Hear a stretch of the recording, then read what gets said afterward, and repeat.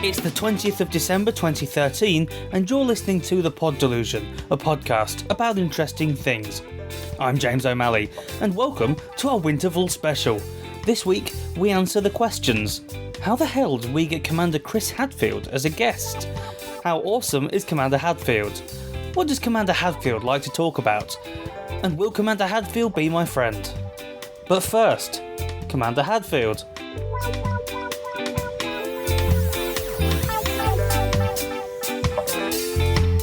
We're even to the point now where just our very presence is maybe changing the actual climate of the whole planet, and that is really significant. But I didn't suddenly stumble across that in space. I've been thinking about it for a while. Probably the real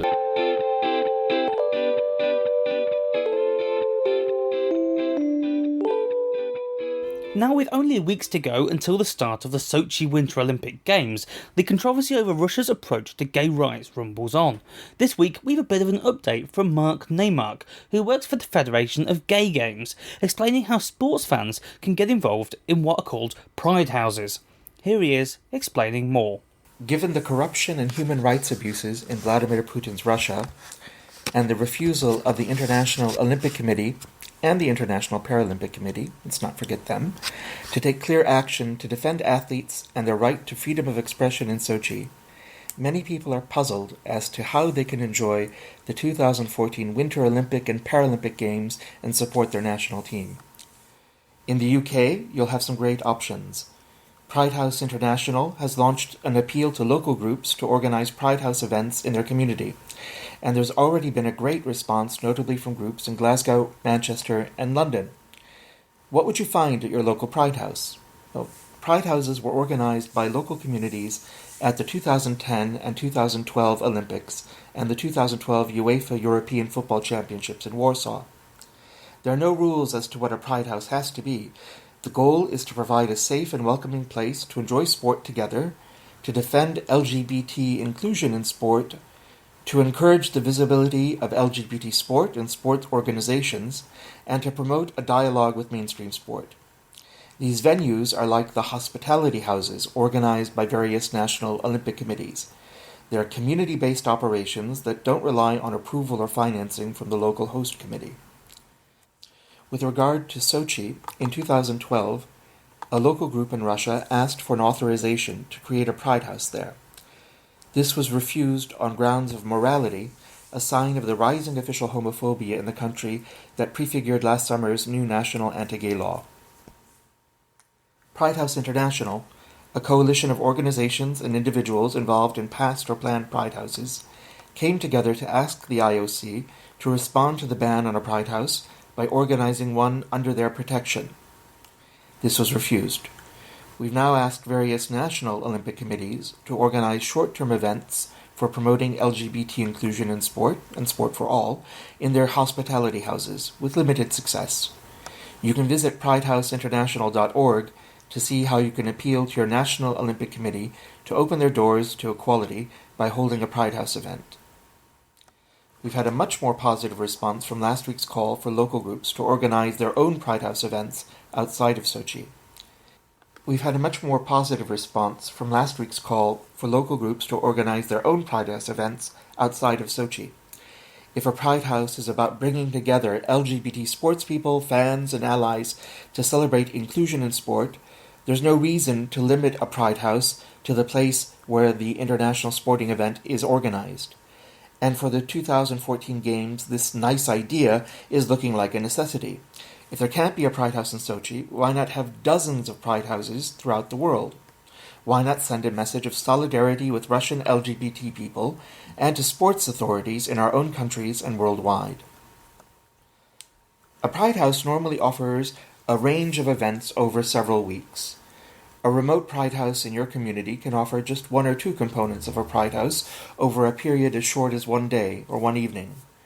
A good starting point is just coming together to watch the ceremonies and competitions on TV, so a bar can be a great venue for that.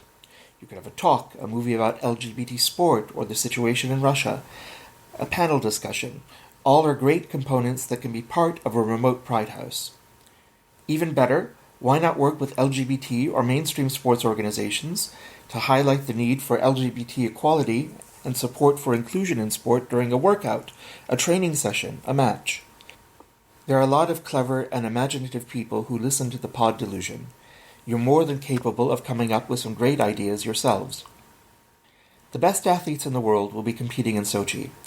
You should not have to give up supporting them to oppose Russian homophobia and the complicity of international sports organizations in condoning it.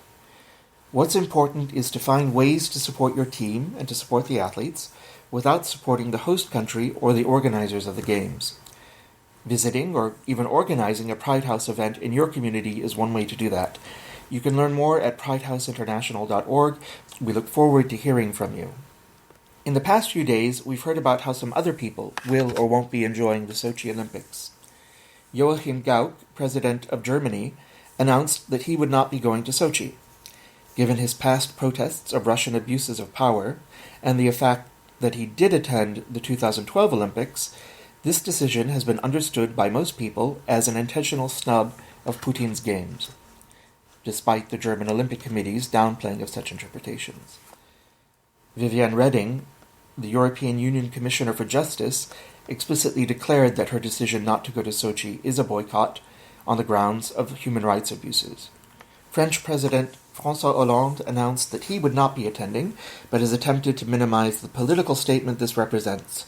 Since then, it's been announced that Valérie Fourniron, Minister for Sport, would be in Sochi. Ms. Fourniron has shown on any number of occasions her support for LGBT inclusion in sport, and it would be surprising if she had nothing to say on the subject during her visit to Russia. Last week, our friends from the Russian LGBT Sports Federation met with officials of the Obama administration and were asked for input on the composition of the U.S. delegation to Sochi. This week, the White House announced that neither Barack nor Michelle Obama would be attending, although Ms. Obama did attend the London Games. Nor would Vice President Biden or his spouse, Dr. Biden, be representing the U.S. And, in fact, no cabinet member would be going to Sochi. An Obama advisor, along with former Secretary of Homeland Security Janet Napolitano, will be the head of the delegation alongside the U.S. ambassador to Russia. The stars of the delegation will instead be athletes, including 2 out-gay athletes, Billie Jean King for opening ceremonies, and ice hockey player Caitlin Keough for closing ceremonies. For the UK, it's been announced that Sports Minister Helen Grant will be leading the UK delegation. But will there be the equivalent of a king in the British delegation? Will Gay Games ambassador John Amici be invited? Will gay Paralympian Lee Pearson, who has already said he is willing to go to Sochi and be arrested for speaking out, be there? Will our friend Claire Harvey, captain of the British sitting volleyball team at the London Paralympics, travel with Helen Grant? British listeners should urge their leaders to use this opportunity to promote LGBT visibility in Sochi. In the meantime, IOC President Bach has spoken favorably of the protest zones set up by Putin, and the IOC Executive Committee has published a letter to national Olympic committees that fails to clarify the forms of expression that could expose an athlete in Sochi to Olympic sanctions. 3 weeks ago, I was one of a small group of LGBT sports people who met with Mr. Bach. It was the first such meeting between the IOC and LGBT sports groups, and I came away with the hope that there would be long-term progress for LGBT inclusion in sport. Time is running out, though, but it's not too late for the IOC to show that its claims that sport is a human right are meaningful in Sochi. Otherwise, when the Games begin on February 7, a gay athlete or ally will be far better off in a pride house in their own town than in Sochi. This is Marc Naimark of the Federation of Gay Games for the Pod Delusion. So, if you've got an opinion on whether you do or don't like Christmas, don't text us or email cast archives. That's all at poddelusion.co.uk. Liz Lutkendorf, Andy Holding, Marc Naimark, Chris Chapman, Charlotte Hewson-Sykes, and me, James O'Malley, with additional editing by Liz. The Pod Delusion is a partner of the British Humanist Association.